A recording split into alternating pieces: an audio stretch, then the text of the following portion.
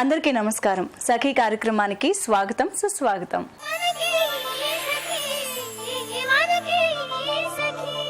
మానవాళి తప్పిదం వల్ల వేడెక్కిపోతున్న భూమిని కాపాడుకోవాలని ఐక్యరాజ్య సమితి అన్ని దేశాలకి పిలుపునిస్తోంది.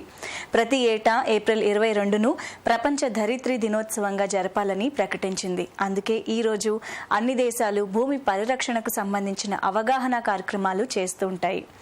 కాలుష్యాన్ని తగ్గించి పర్యావరణాన్ని కాపాడే దిశగా ఏం చేయాలో ఒప్పందాలు, తీర్మానాలు చేస్తూ ఉంటాయి. సరే, ఈ కార్యక్రమాన్ని చూసేస్తారా? మళ్ళీ మాట్లాడుకుందాం.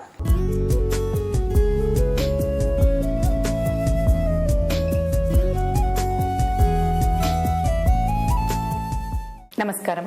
మానసిక ఆనందాన్ని, శారీరక ఆరోగ్యాన్ని మనకందించే యోగామృతం కార్యక్రమానికి స్వాగతం. ఈ రోజు మన యోగామృతం కార్యక్రమంలో మనతో ఉన్నారు యోగా ఎక్స్పర్ట్ కృష్ణశ్రీ గారు. సో కృష్ణశ్రీ గారు ఈరోజు యోగాకు సంబంధించి ఏం నేర్పించబోతున్నారో తెలుసుకుందాం. నమస్కారం కృష్ణశ్రీ గారు. నమస్తే అండి. మీకు మరియు సఖీ ప్రేక్షకులందరికీ నమస్కారం అండి. కృష్ణశ్రీ గారు ఈరోజు సకలకు యోగాకు సంబంధించి ఏం నేర్పించబోతున్నారు? ఈ మధ్య కాలంలో మనము ఆస్తమా, శ్వాసకోశ సంబంధించిన సమస్యల గురించి మనం గత కొన్ని ఎపిసోడ్స్ నుంచి మనం తెలుసుకుంటున్నాము. అలాగే యోగా ప్రాణాయామాలు ఎంతో విశేషమైన లాభాలు ఉంటాయండి ఈ ప్రాణాయామాల్లో. ఎందుకంటే మన శరీరానికి ఆక్సిజన్ చాలా బాగా అందుతుంది అనమాట. ఎలాంటి సమస్య అయినా, క్యాన్సర్ లాంటి సమస్యలు కూడా మనం చాలా త్వరగా తగ్గించుకోవచ్చు. అంత అద్భుతమైన ఈ ప్రాణాయామాలు. అయితే ఈ క్రమంలో మనం తెలుసుకుందాము ఉజ్జయి ప్రాణాయామము మరియు ఉష్ట్రాసనము. అంటే ఈ రోజు ఉజ్జయి ప్రాణాయామం అలాగే ఉష్ట్రాసనం ఈ రెండు నేర్పించబోతున్నారు. సో ఈ రెండు ఆసనాలు చేయడం వల్ల ఎలాంటి ఉపయోగాలు ఉంటాయండి? శ్వాసకోత సంబంధించిన ప్రాబ్లమ్ సాల్వ్ అవడమే కాకుండా ఇంకేమైనా లాభాలు ఉంటాయి? నిజంగా చాలా అద్భుతమైన ప్రాణాయామం అండి ఉజ్జయి. మొదటగా తెలుసుకుందాము. ఈ ప్రాణాయామం ఊపిరితిత్తులు చాలా ఆరోగ్యవంతంగా ఉండటమే కాకుండా దీనికి గొంతు సంబంధించిన సమస్య, అలాగే గొంతు దగ్గర వాపు, అలాగే మాటలో స్పష్టత వస్తుంది. కొంతమంది నత్తిగా మాట్లాడతారు. పిల్లలు, చిన్న పిల్లలు, పెద్దవాళ్ళు అందరూ చేయొచ్చు. ఇది ఉష్ట్రాసనం వల్ల ఏం లాభాలు? ఉష్ట్రాసనము చేయటం వల్ల దానికి కూడా థైరాయిడ్, ఇప్పుడు ఉజ్జయి కూడా ఇందా చెప్పుకున్నాం కదా, దానివల్ల కూడా థైరాయిడ్ చక్కగా తగ్గిపోతుంది. అలాగే ఉష్ట్రాసనంలో కూడా థైరాయిడ్ సమస్య, ఊపిరితిత్తులు అంతా ఓపెన్ అప్ అవుతుంది. ఊపిరితిత్తులు ఆరోగ్యవంతంగా ఉండటమే కాకుండా వెన్నుపూస చక్కగా చాలా ఆరోగ్యవంతంగా ఉంటుంది. సో ఎవరైనా చేయొచ్చా ఈ రెండు ప్రాణాయామం అయిన ఆసనం? లేకపోతే ఉజ్జయి ప్రాణాయామం అందరూ కూడా చేయొచ్చండి, ఏం సమస్య లేదు. అలాగే ఉష్ట్రాసనం అంటే నేను ఇందాక చెప్పా కదా, బాగా నొప్పిగా ఉంటే నడుము కొంచెం స్లోగా చేయండి. ఫస్ట్ అర్ధ ఉష్ట్రాసనంలో స్టార్ట్ చేసుకోవచ్చు. కొంచెం కష్టంగా స్టార్టింగ్ లో అర్ధ ఉష్ట్రాసనం చేసి తర్వాత పూర్ణ ఉష్ట్రాసనం చేయొచ్చు. అలా అందరూ ఎవరైనా చేయొచ్చు. సో మరి ముందుగా రెండిట్లో మనం ప్రాణాయామం ముందు చేయబోతున్నాం, ఉజ్జయి ప్రాణాయామం. ఉజ్జయి ప్రాణాయామం. ఓకే, మరి అది ఎలా చేయాలో తెలుసుకుందాం. ఉజ్జయి ప్రాణాయామం ఎలా చేయాలో తెలుసుకుందామండి. ఇప్పుడు మనం ఉజ్జయి ప్రాణాయామం చేసేటప్పుడు ఈ గొంతుని కొంచెం టైట్ చేయాలి. కొంచెం స్టార్టింగ్ లో నేర్చుకునే కొంచెం కష్టంగా ఉంటుంది. ఇక్కడ కొంచెం టైట్ చేయాలండి. ఇలా టైట్ చేసి రెండు చేతులు మనం ధ్యాన ముద్రలో కూర్చుని ఇలా నడువుని ఏ ప్రాణాయామం చేసినా కూడా మనం చక్కగా మన వీలైన ఆసనలో కూర్చుని చేయిస్తే మంచి ఫలితం ఉంటుంది. గొంతు దగ్గర టైట్ చేసి నోరు మూసేసేయాలి, నోరు తెరవకూడదు. ఇక్కడ నుంచి సౌండ్ తీసుకురావాలి మనం.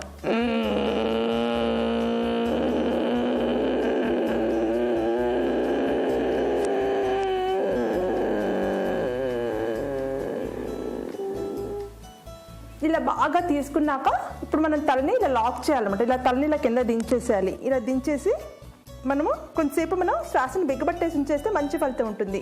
ఇలా బిగ్గబట్టి ఒక 10 సెకండ్లు 20 సెకండ్లు అలా బిగ్గబట్టేసి ఉంచి అప్పుడు మనం స్లోగా తలని పైకెత్తి ఈ కుడి ముక్కు మూసేసి ఎడమ ముక్కు నుంచి గాలిని బయటికి వదలాలన్నమాట.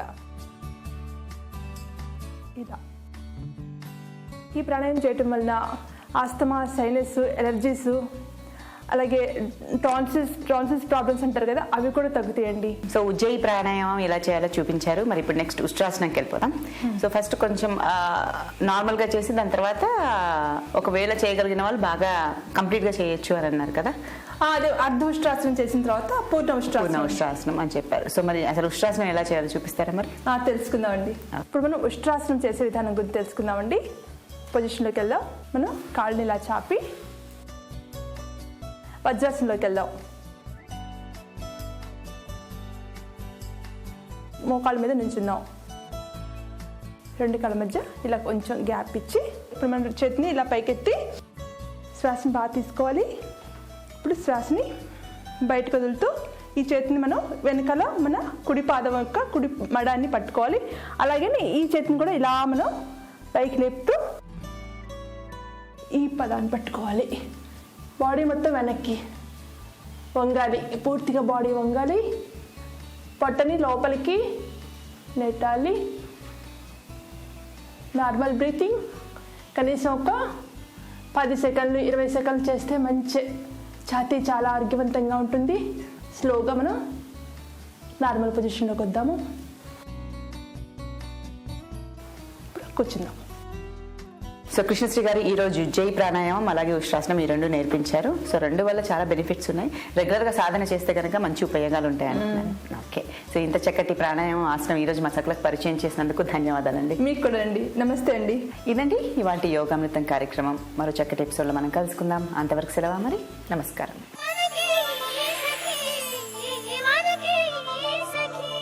మనం భూమిని నేల తల్లిగా కొలుస్తాం. నిజానికి మనందరినీ చల్లగా చూసే తల్లి ఈ భూమే.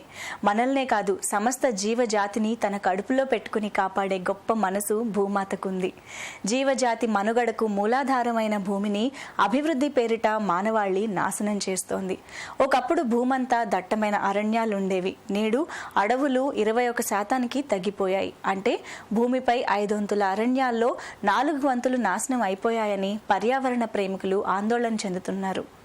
సరే, ఇప్పుడు ఈ కార్యక్రమం చూసేస్తారా? మళ్ళీ మాట్లాడుకుందాం.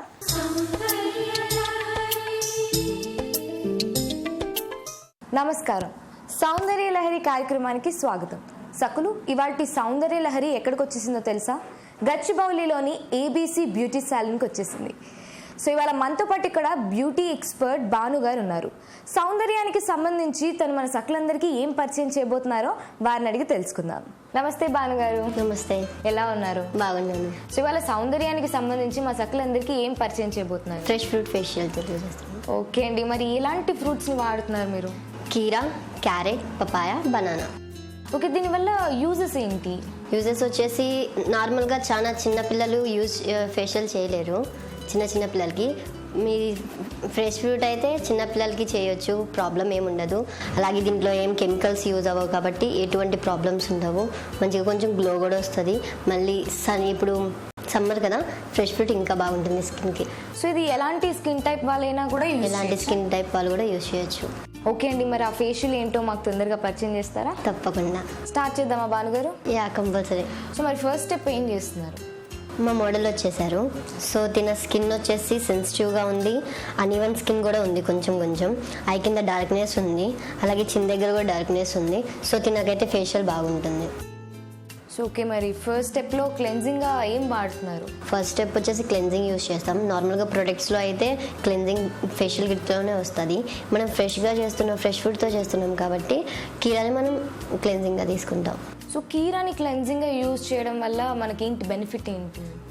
ఫ్రూట్స్లో వచ్చేసి కీరానే క్లెన్జింగ్గా యూజ్ అవుతుంది. ఓకే, సో మరి క్లెన్జింగ్ ఇంకా ఎంతసేపు చేస్తారు? 2 to 3 minutes చేస్తాం.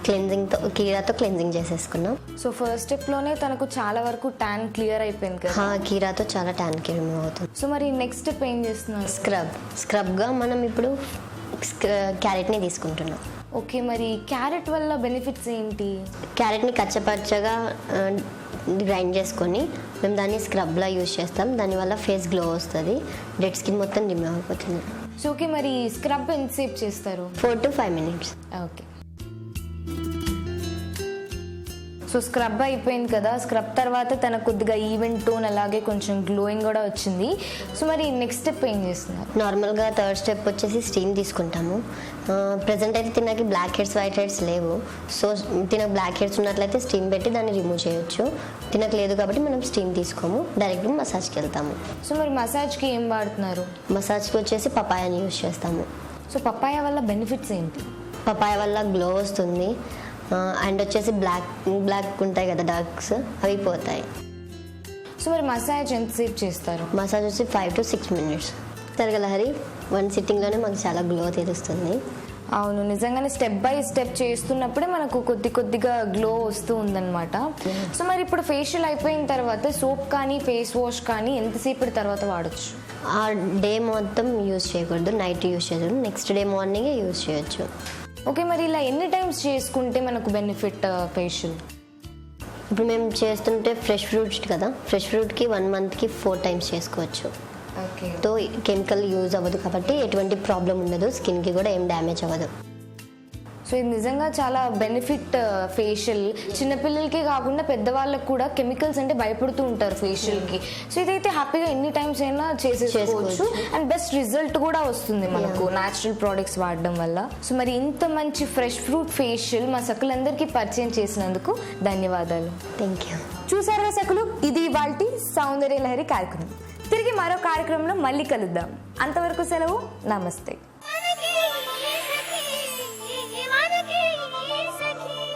కాలుష్య కోరల్లో చిక్కుకున్న నేల తల్లిని కాపాడే ప్రయత్నాలు మన దేశంలోనూ అనేకం జరుగుతున్నాయి.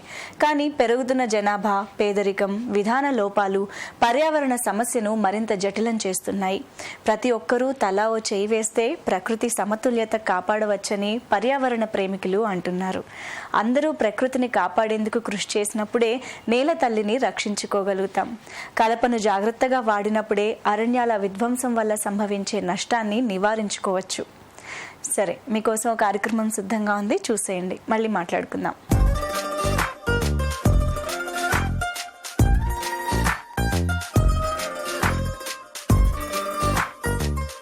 నమస్కారం. చూడండి చేయండి కార్యక్రమానికి స్వాగతం.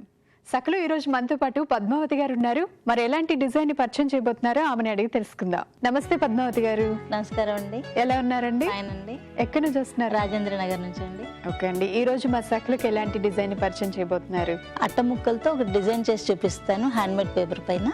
ఓకే అండి. సో ఈ డిజైన్ తయారు చేయడానికి కావాల్సిన వస్తువులు ఏంటో చెప్తారా? షూర్ అండి. హ్యాండ్ మేడ్ షీట్, ఇవి అట్ట ముక్కలు, brushes, colours, glue, water, scissors, cutting. So కావాల్సిన వస్తువులు ఏంటో చెప్పారు. ముందుగా ఏం చేద్దాం? ముందుగా ఈ అట్ట ముక్కల్ని తీసుకొని ఇలా స్క్వేర్గా కట్ చేసుకోవాలి. కట్ చేసుకున్నాక ఇలా ఫోల్డ్ చేసుకోవాలి. ఫోల్డ్ చేసుకొని సిజర్స్ తీసుకొని ఇలా ఒక ఓవల్ షేప్లో కట్ చేసుకోవాలి. ఓకే.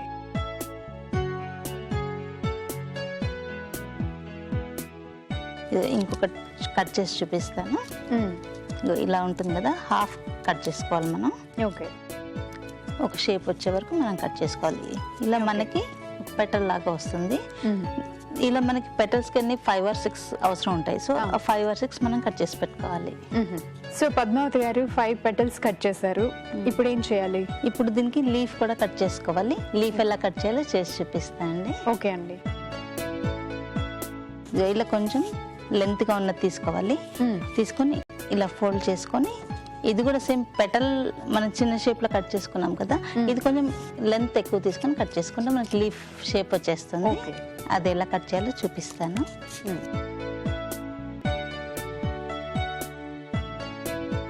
మనకి ఎన్ని అవసరమో అన్ని ఇలా లీఫ్ షేప్ లో కట్ చేసి పెట్టుకోవాలి. ఓకే అండి. దీనికి ఎలా అంటించాలో చూపిస్తాను. సరే అండి.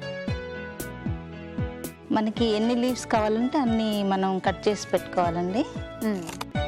ఇలా కట్ చేసుకున్న లీవ్స్ మనం ఎక్కడెక్కడ అవసరమో మనం అక్కడక్కడ ప్లేస్ చేయాలి. ఓకే. ఇది ఇలాగా, ఇది దీనికి అవసరమైన కాడలు కూడా మనం కట్ చేసుకోవాలి. ఓకే. మనం ఏ పీస్ కూడా మనకు వేస్ట్ అవ్వదు. సో అలా గమ్తో అతికించుకోవాలండి, అంటించుకోవాలండి గమ్తో.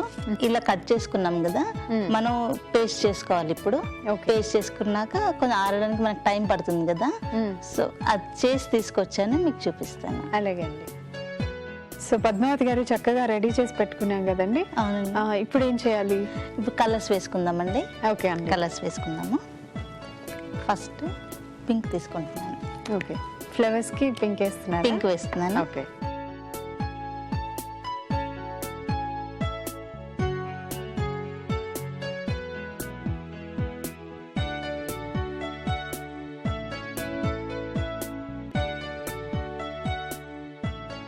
పింక్ కలర్ ఫ్లవర్స్ వేసుకున్నాం కదా, ఈ మధ్యలో ఎల్లో వేసుకోవాలి. ఈ కాడలు ఉన్నాయి కదా, బ్రౌన్, ప్లస్ ఇక్కడ ఈ లీవ్స్ కి light green and dark green వేసుకోవచ్చు.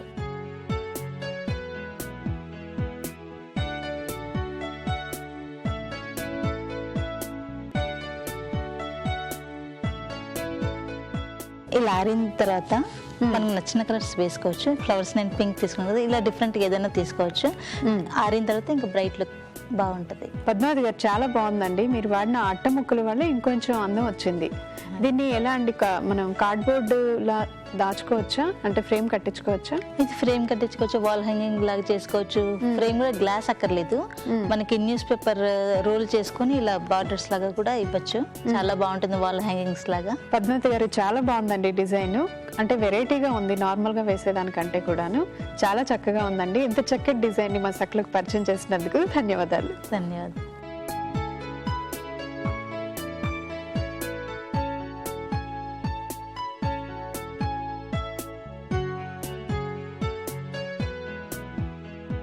చూసారు కదా సఖలు, పద్మావతి గారు చేసిన డిజైన్ ని తప్పకుండా మీరు ట్రై చేయండి. అలాగే మీకున్న సరికొత్త ఐడియాస్ ని మాతో షేర్ చేయడానికి మీరు కాల్ చేయాల్సిన నెంబర్ 04023556540. ఇవి ఇవాల్టి చూడండి చేయండి కార్యక్రమం. మరో కార్యక్రమంలో మళ్ళీ కలుసుకుందాం. నమస్కారం. నమస్కారం.